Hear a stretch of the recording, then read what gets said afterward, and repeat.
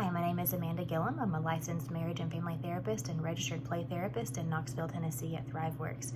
I work with kids and their families as they navigate challenges and stresses throughout life. And as you can imagine right now, the biggest stressor that a lot of families are facing is how do we navigate all these changes that are coming at us with the talk of the coronavirus and the impact that it may have on our families and our communities.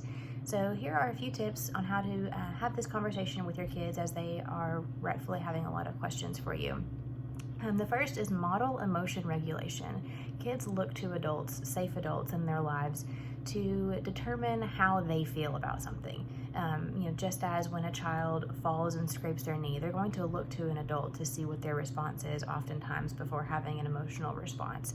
So they're looking to us as examples of how do we handle stress, how do we handle anxiety and worry, what are we doing to cope with the challenges that we are facing, and what should kids be doing. So they're looking to us to see how we are managing our panic, how are we managing our fear, or are we exposing that. It is okay to let a child know how you're feeling about this, but then use that to model how you're handling that emotion with the kid.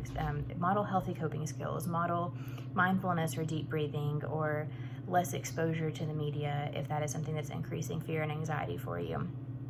So model emotion regulation. Teach what it is that you want your children to know about how to handle big feelings and uncertainty that they will face in their lives.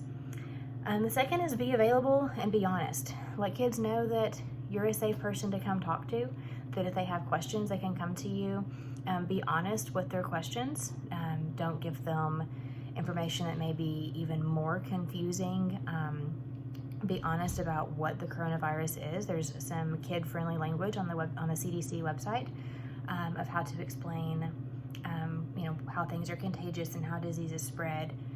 And let them know that it's okay to come talk to you when they have these questions that may come up for them. If they feel like this is something that's not being talked about in your home because of overwhelming fear or anxiety, they may just decide to keep their fears and anxieties to themselves and not want to increase your emotional response, and therefore keep everything to themselves. So we want them to know that they have a safe place to process and talk through things as needed. The last is teach kids what they can control.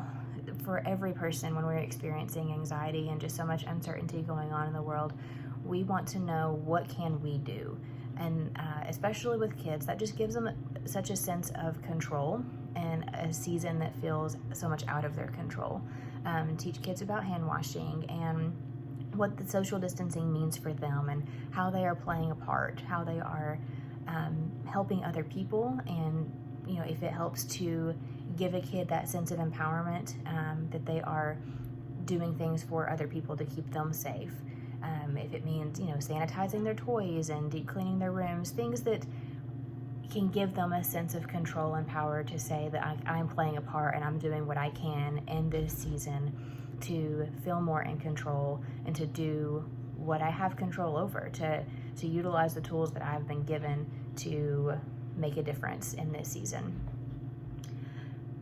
So that is 3 tips: modeling emotion regulation, be available and be honest, and teach kids what they can and can't control. Be there for kids, listen to them, hear them out. We're all figuring this out together. So help kids as they navigate what to do in this season, and just be there for them, and we all learn together as we go.